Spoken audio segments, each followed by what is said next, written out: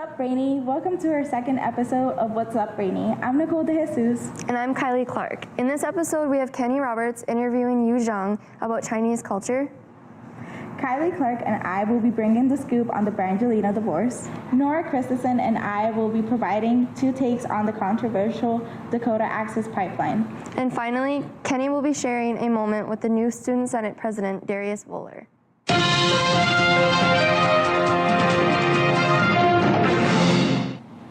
Hi, I'm Kenny Roberts. I'm here with Yu Zhang, our series writer for the Voyager Viewpoint, and we're just going to ask her some questions based on an article that she wrote. So for the first thing I would like to talk about today is actually your name and what it means. Thank you for the question. I'm very happy to introduce my name to you and everyone. My name is Yu Jiang. That is a formal name in America because if in America we call first name first, right? And then family name later. But in China we call Chinese name. We call family name first and then your first name later. So my name is Jiang Yu in China. In Chinese, okay, this is pinyin Jiang Yu. Yeah. But I'm called Yu Jiang in America. And then it's interesting, my name, the meaning of Yu Jiang means rainy river. Which is funny because you're... I never knew, like there is a river named Rainy River in America. You know, it's an interesting story. When my husband and I met in China in 2009, that it was like a 92nd floor of the top building of China in Shanghai. Oh, cool. Yeah, and then he asked my name, and I explained to him. I said, you know, it actually means rainy river, and he was just surprised. He said, I was born by that river, and I was grew up near that river.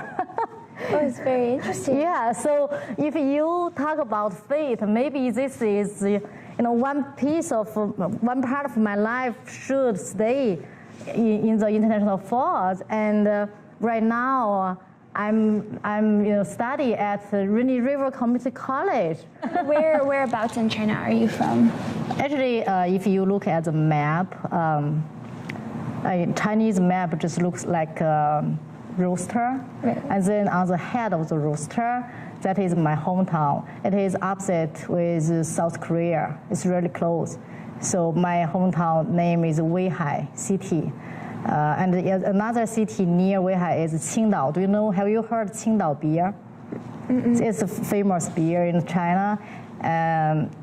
So my family right now, my sister still live in Qingdao.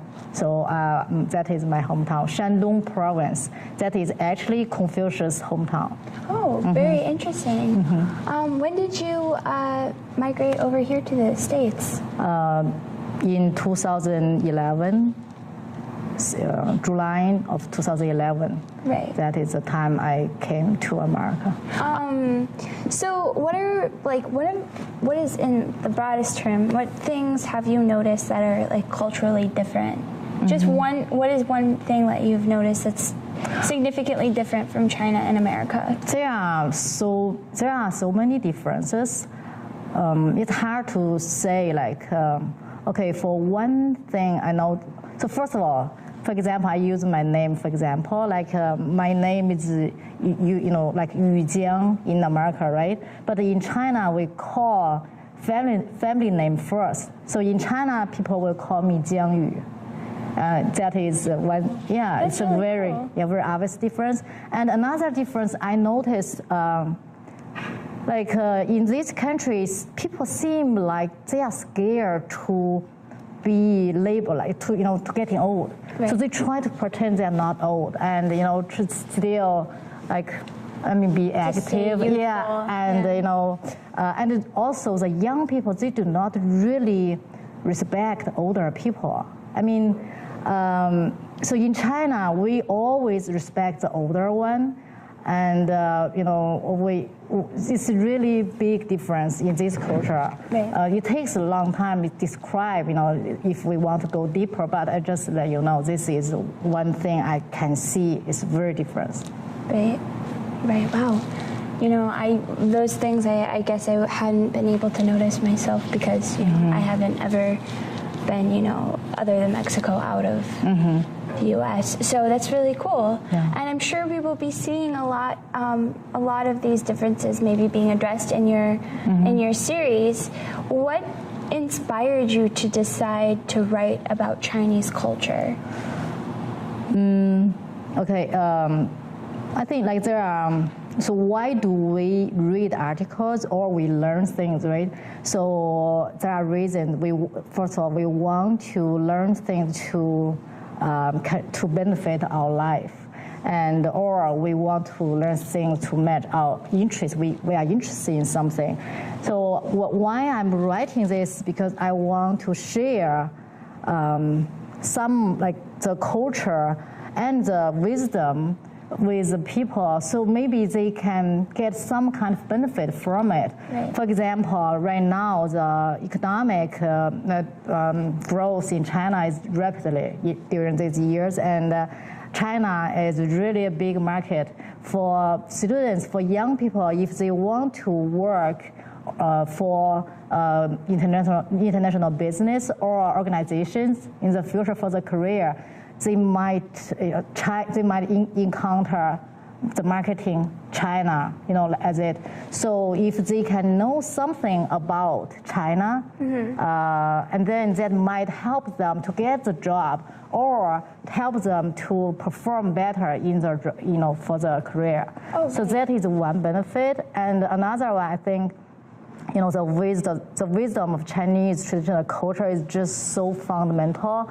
I'm myself as a Chinese, I'm just so amazed by it, and I'm so benefiting from the wisdom. The wisdom actually does not help like a country or it's we all share the same wisdom. So I think that might be helpful for people if they can learn, that they can get some kind of experience, and then that can help their own personal growth or life. Oh, right. Yeah. That's really cool to help, like maybe incorporate some of these ideologies or some of these, practices into somebody's life here. You could benefit from it. I think that's really cool. Yeah, and it seems like I am the only Chinese student at RCC. Yeah. And I never met another Chinese in this town either.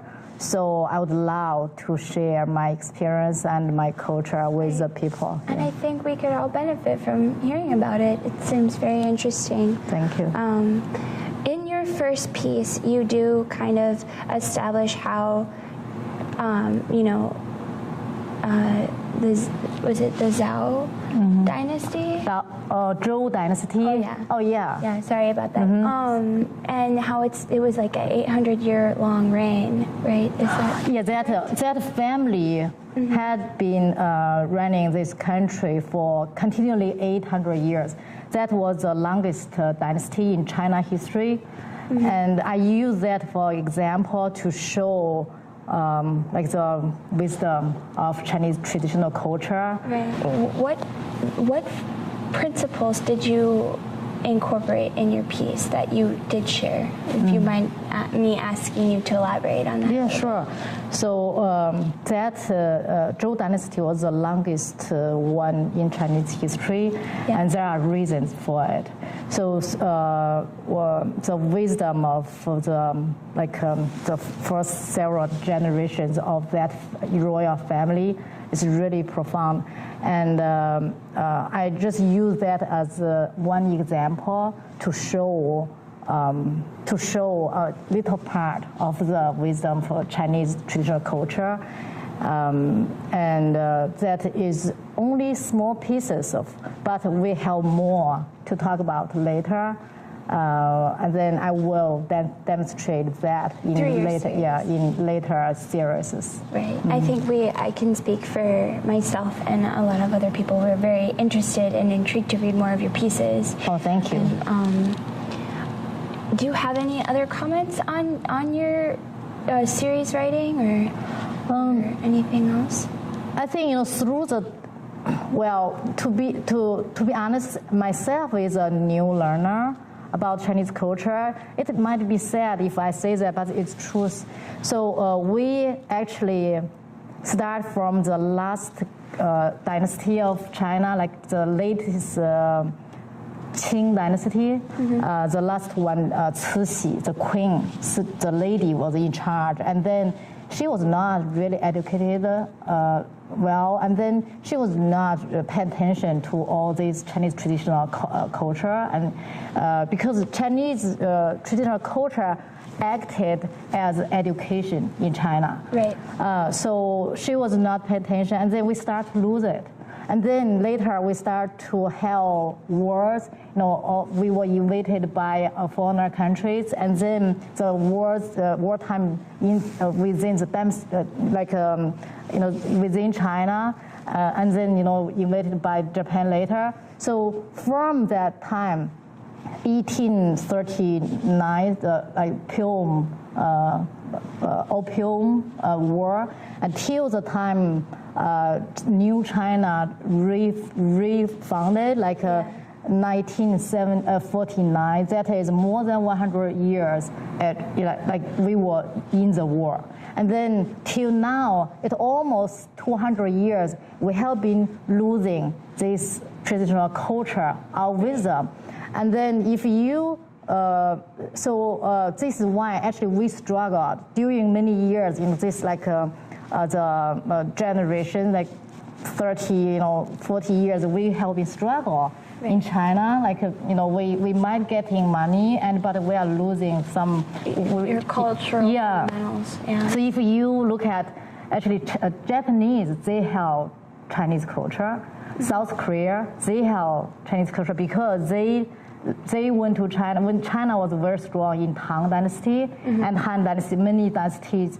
China had been very strong country, and then all the neighbors, small countries, they just went to China to learn the culture, the wisdom. Then they took it back, they kept it. So this is when we respect Japanese as what they did. They help in keeping it.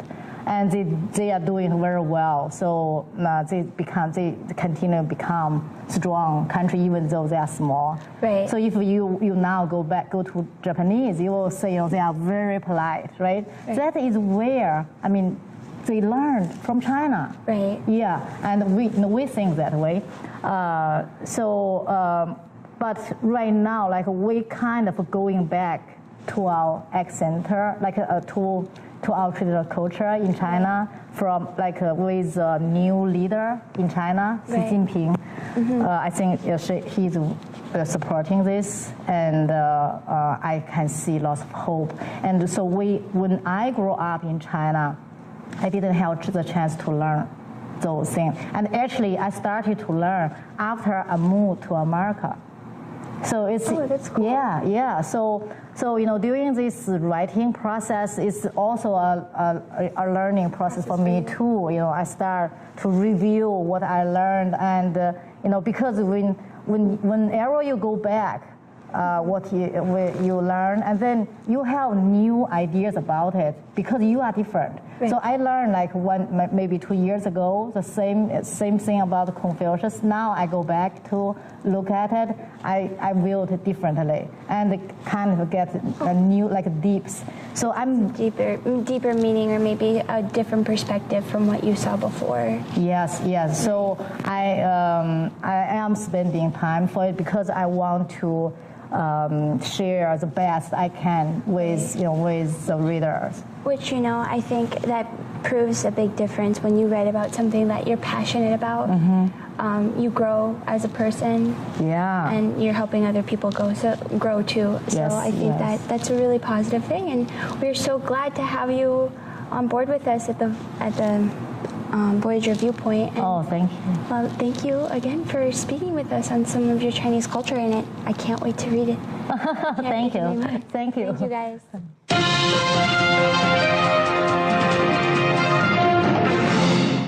Hi, my name is Nicole De Jesus. And I'm Kylie Clark. and we're here to report to you about an international incident. And yes, we do mean about the Brangelina divorce. Brad Pitt and Angelina Jolie have been together for 12 years and just got married in 2014. And unfortunately, they just recently got divorced. Angelina was the one who filed, and all fans are very upset, including me.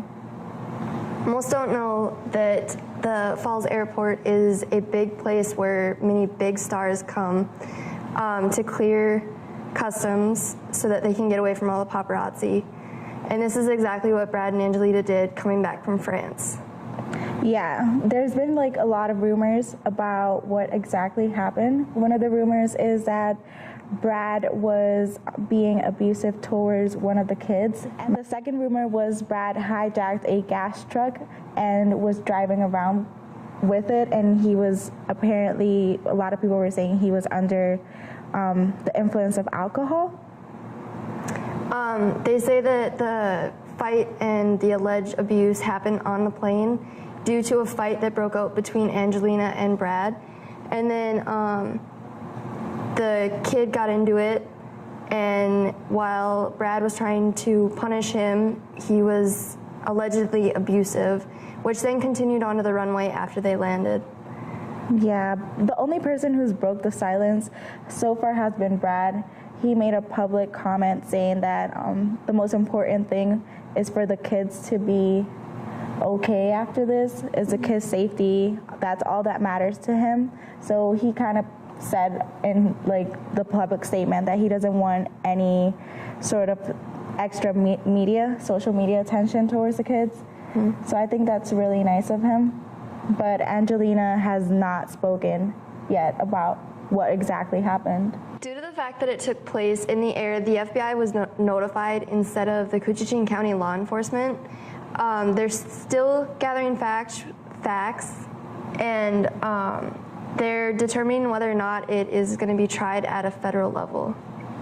Yeah, the sad thing is, Brangelina was such an icon couple in Hollywood. Like, I feel like almost every other celebrity couples looked up to them because they've been together for so long, adopted 6 kids, which is kind of crazy. And they just done so many good things, donations, they have foundations, they've been in charge of so many good things, just helping people. And all of a sudden, like, this little tiny couple just broke up and broke our hearts with it. More updated information. They came to a temporary agreement that is currently in effect until October 20th. And Brad has saw the kids. It took 3 weeks after the divorce was filed. And this was the longest time that he has been away from his kids. Which is so sad, because they were practically the Brady Bunch of Hollywood, so.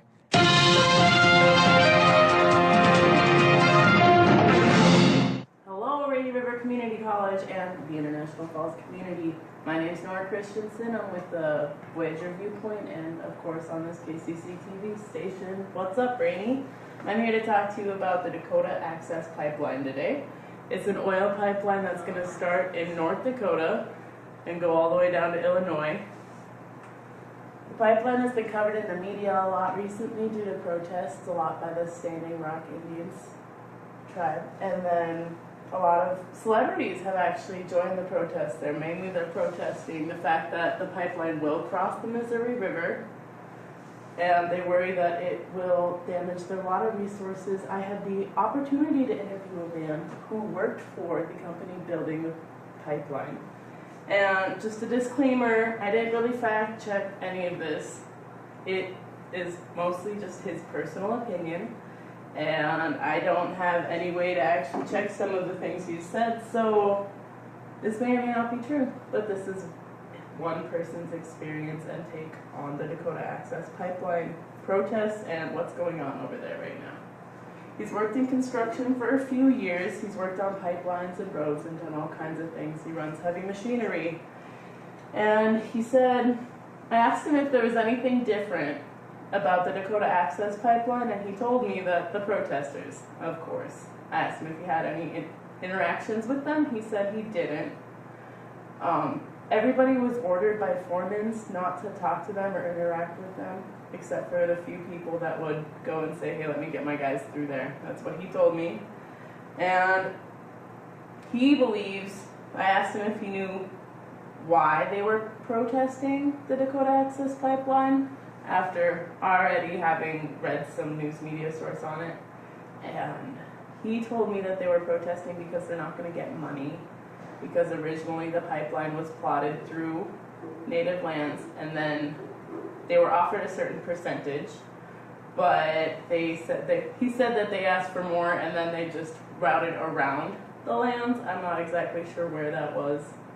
And so he believes they're protesting for money. Apparently that's a consensus among workers as far as he knew. Also that protesters were not peaceful, he claimed. He said that they had weapons, that they had been throwing rocks at people, and they shot a radiator in front of a machine, and somebody was driving the machine at the time. And also that they did shut down work for a week, but the courts ended up ruling in the favor of the oil company. A lot of the protests were stemmed around the fact that they believed they were in the Standing Rock Indian Sioux were under the personal opinion that the pipeline crossed through sacred lands of theirs and that it would disturb artifacts. He claimed that they had moved artifacts into the right-of-way, which is a stretch of land that the company has rights to work on. The farmers or anybody owning the land will get it back, but they have to be able to go back there to work on the oil pipeline. And he stated that they moved them onto that piece of land and that they were caught doing that at some point. I kind of side personally with the protesters because it does sound like it's a legitimate danger to their water sources and just ecological hazard. But I get 16 miles to the gallon on my car, so I don't really feel like I should have a say.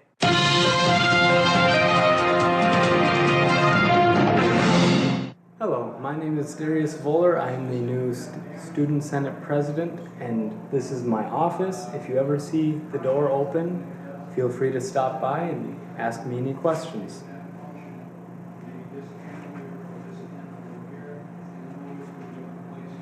President Voller, how does it feel to be in office?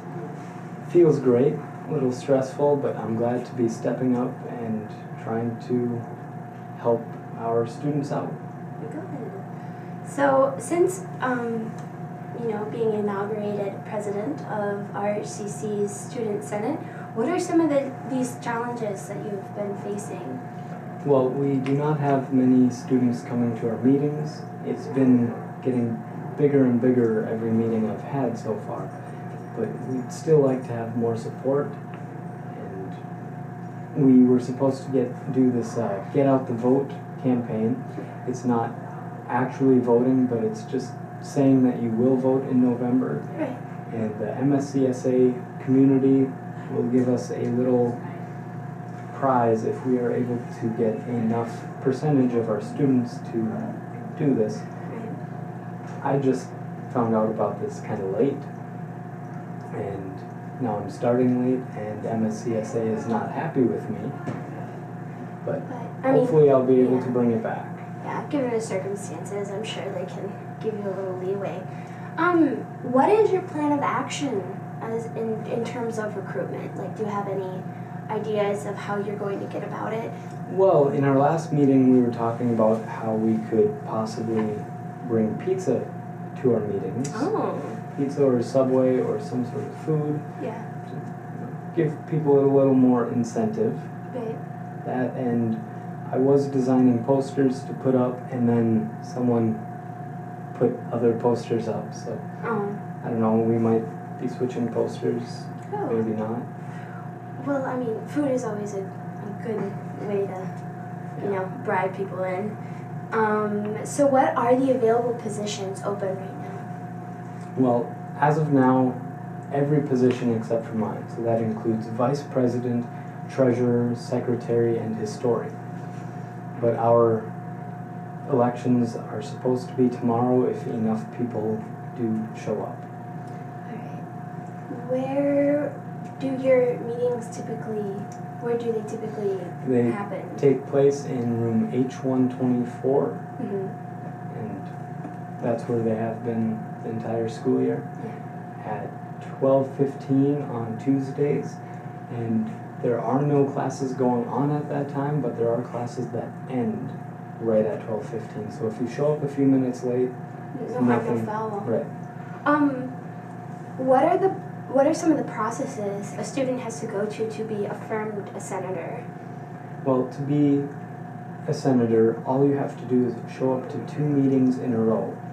Okay. And the only way you can get that senator title taken away from you is if you are absent for 3 meetings with no excuse. Okay. That's good to know. All right, well, thank you, Mr. Darius. I think we've got all that we need, and thanks, guys. We hope you enjoyed this episode of What's Up, Brainy, and join us next time for our Halloween special.